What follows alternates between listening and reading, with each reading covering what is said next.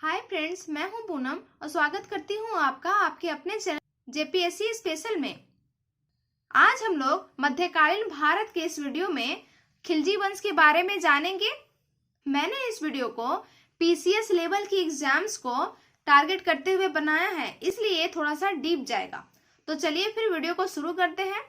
खिलजी वंश का टाइम है सन 1290 से 1320 ईस्वी। इनका शासन मात्र 30 वर्षों का रहा।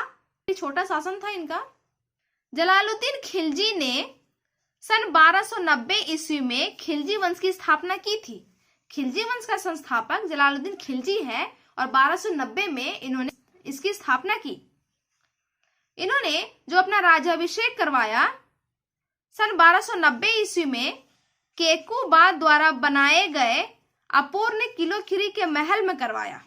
जलालुद्दीन खिलजी जब गद्दी पे बैठे तब उन्होंने अपने भतीजे जो अलाउद्दीन खिलजी थे उनको अमीर ए तुजुक का पद दिया।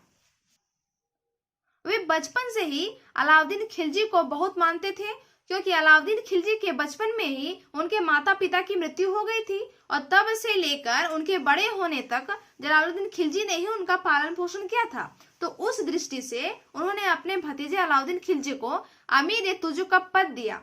जलालुद्दीन खिलजी ने जब पद ग्रहण किया था उस समय उनकी आयु 70 वर्ष थी, इसलिए इन्होंने उदारता की रणनीति अपनाकर शासन चलाने की व्यवस्था शुरू की। अलाउद्दीन खिलजी द्वारा मलिक छज्जू के विद्रोह को दबाने में अपना महत्वपूर्ण योगदान देने की वजह से जलालुद्दीन खिलजी ने उनको कड़ा और मानिकपुर की सूबेदारी सौंप दी। सन 1292 ईस्वी की बात है। जलालुद्दीन की अनुमति से अलाउद्दीन खिलजी ने मालवा स्थित स्थान था भिलसा पर आक्रमण करके अलाउद्दीन ने उनके साम्राज्य को छीन-बीन कर दिया तथा उनकी संपत्ति भी लूट ली। इससे खुश होकर जलालुद्दीन खिलजी ने उनको अवध की भी सूबेदारी सौंप दी। जलालुद्दीन खिलजी की इस उदार प्रक्रिया को देखते हुए धीरे धीरे अलाउद्दीन खिलजी का मन बढ़ने लगा और एक समय ऐसा आया कि उसने बिना सुल्तान की अनुमति से ही दक्षिण भारत में स्थित देवगिरी के शासक थे, नाम था इनका रामचंद्र देव, उन पर सन 1296 ईस्वी में आक्रमण कर दिया। आक्रमण में देवगिरी के शासक रामचंद्र देव ने आत्मसमर्पण किया और साथ ही साथ उसे एलिसपुर की आय देने के लिए अपनी सहमति प्रदान की। जब जलालुद्दीन खिलजी को यह बात पता चली कि उन्होंने देवगिरी के शासक रामचंद्र देव को हरा दिया, तब उनसे खुश होकर 19 जुलाई सन 1296 ईस्वी को उनसे मिलने के लिए और उसको बधाई देने के लिए कड़ा गया। परंतु वहां अलाउद्दीन खिलजी ने बड़े ही चालाकी से जलालुद्दीन खिलजी की हत्या कर दी और स्वयं को सुल्तान घोषित कर दिया और इस तरह सन 1296 ईस्वी में जलालुद्दीन खिलजी की मृत्यु हो गई और अलाउद्दीन खिलजी शासक बन गया। अब आइए हम लोग अलाउद्दीन खिलजी के बारे में विस्तार से जानते हैं, जिनका टाइम है सन 1296 ईस्वी से 1316 ईस्वी। अलाउद्दीन खिलजी के बचपन का नाम अली गुशास्प था। अलाउद्दीन खिलजी ने अपना राज्य अभिषेक दिल्ली में बलबन के लाल महल में करवाया 1296 ईस्वी में।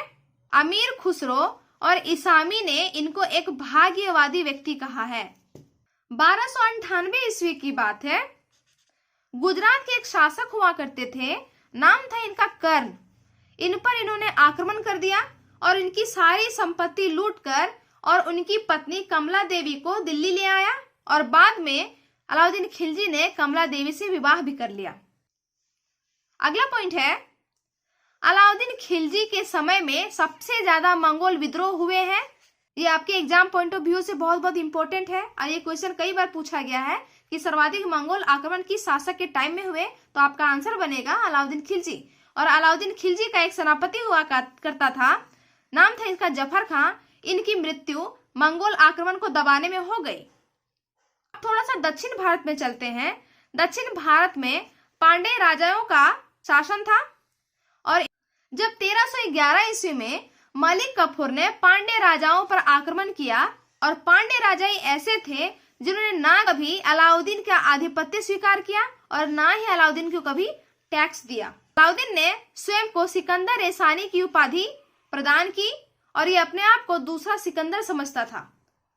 अब आइए हम जानते हैं गुजरात विजय और मलिक कफूर का आगमन। मलिक कफूर जो अलाउद्दीन खिलजी का फेवरेट सेनापति हुआ करता था, इनको मिला कैसे?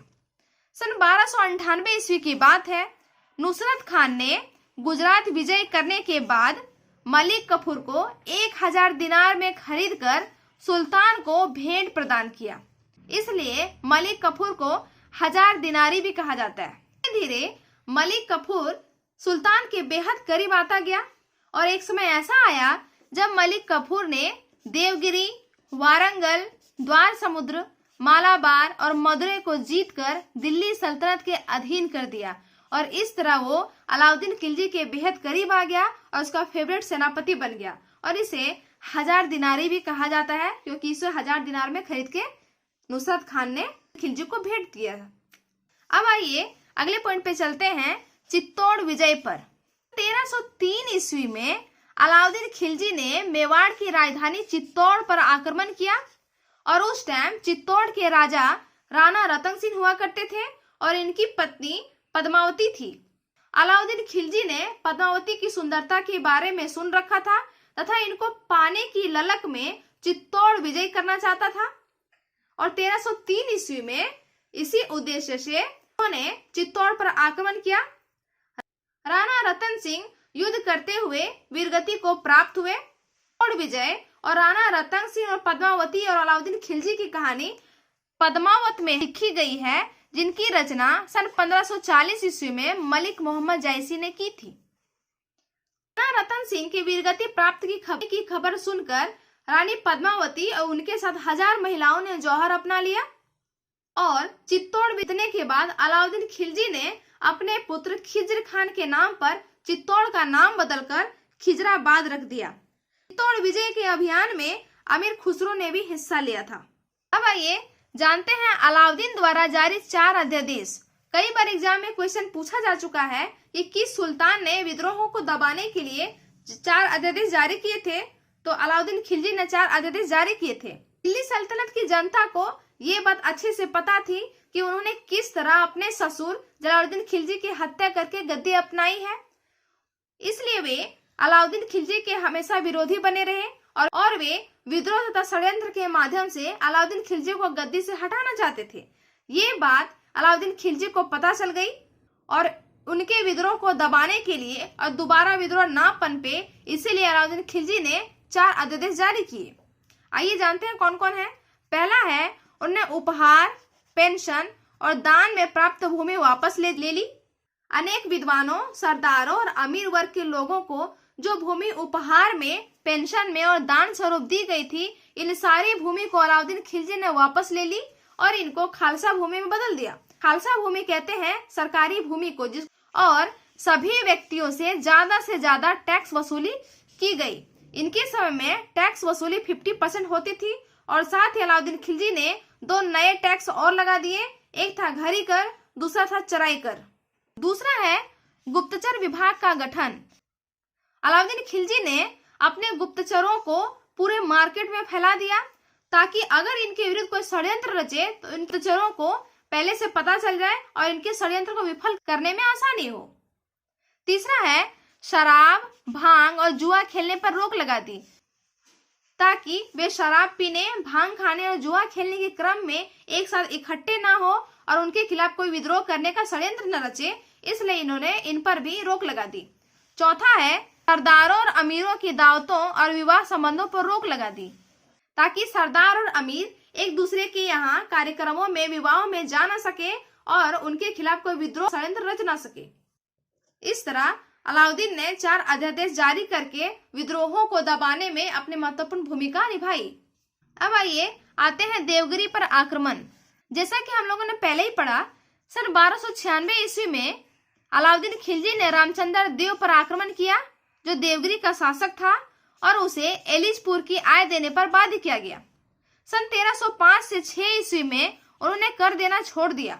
इससे क्रुद्ध होकर सन 1307 ईस्वी में मलिक कफूर ने पुनः देवगिरी पर आक्रमण किया और रामचंद्र देव को युद्ध में पराजित किया। रामचंद्र देव ने आत्मसमर्पण कर दिया, परंतु यहाँ पर अलाउद्दीन ने बड़ी चालाकी से अपनी उदारता दिखाते हुए रामचंद्र देव को राय रायन की उपाधि से सम्मानित किया और साथ ही साथ 6 महीने के बाद उसे 1 लाख सोने का टंका और नवसारी का जिला देकर उसे वापस देवगिरी भेज दिया। इनकी यही उदारता की वजह से इनकी तुलना अकबर से की जाती है। अब आइए जानते हैं अलाउद्दीन के विजय अभियान। ये आपके एग्जाम पॉइंट ऑफ व्यू से बहुत इंपॉर्टेंट है। इसका डेट आप याद रखेंगे क्योंकि ये कई बार एग्जामों में पूछा जा चुका है। सन 1298 ईस्वी में खिलजी सेनापति उलुग खान और नुसरत खान के नेतृत्व में गुजरात पर आक्रमण किया गया और उस टाइम गुजरात के शासक थे राजा कर्ण और इन्हीं की पत्नी कमला देवी से अलाउद्दीन खिलजी ने विवाह कर लिया बाद में। दूसरा है सन 1301 ईस्वी में फिर से उलुग खान और नुसरत खान के नेतृत्व में रणथंबोर पर आक्रमण किया गया। उस टाइम रणथंबोर के शासक थे राजा हमीर देव। सन 1303 ईस्वी में अलाउद्दीन खिलजी ने चित्तौड़ पर आक्रमण किया। उस टाइम चित्तौड़ के शासक राणा रतन सिंह थे।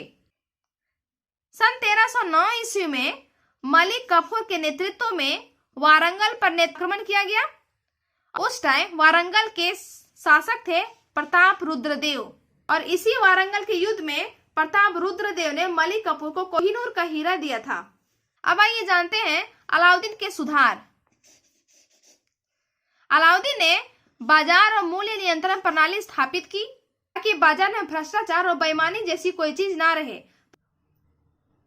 परंतु बर्नी के अनुसार अलाउद्दीन खिलजी द्वारा मूल्य नियंत्रण प्रणाली स्थापित करने के पीछे उनकी ये मंशा थी ताकि मंगोलों से निपटने के लिए एक अस्थायी और शक्तिशाली सेना की भी स्थापना करने चाहते थे। इस दृष्टि से भी उन्होंने मूल्य नियंत्रण प्रणाली की स्थापना की, परंतु ये बर्नी के अनुसार है। दूसरा है गुप्तचर पद्धति को संगठित करना और गुप्तचर पद्धति के मुख्य अधिकारी को रीद ए मुमालिक कहा करते थे, रीद ए मुबालिक। तीसरा है अस्थायी सेना का गठन करना और उनको नगद देना। चौथा है घोड़ा दागने की प्रथा और सैनिकों का हुलिया लिखने की प्रथा की शुरुआत अलाउद्दीन खिलजी ने की। अलाउद्दीन खिलजी ने सेना की टुकड़ियों का विभाजन 1000 में, 100 में और 10 में किया, जिसमें 10,000 सैनिकों की टुकड़ी को तुमन कहा जाता था, तुमन, और नियुक्त सरकारी सैनिकों को मुर्तब कहा जाता था। सन 1316 ईस्वी में अलाउद्दीन खिलजी की मृत्यु हो जाती है।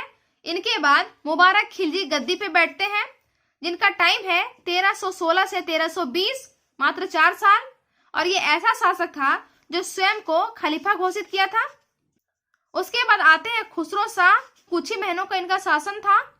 खुसरो शाह ऐसा शासक था जो हिंदू धर्म से खुद को परिवर्तित करके मुसलमान बना था और खुसरो शाह के विरोधियों ने इनको इस्लाम का शत्रु कहा है और इस्लाम खतरे में है इनका नारा दिया। इस तरह सन 1290 से 1320 ईस्वी तक खिलजी वंश का शासन था और वो शाह खिलजी वंश के अंतिम शासक थे। तो फ्रेंड्स, आज की वीडियो में बस इतना ही। अगर वीडियो अच्छा लगा तो मेरे चैनल को लाइक कीजिएगा और सब्सक्राइब कीजिएगा और ज्यादा से ज्यादा शेयर करने की कोशिश कीजिएगा।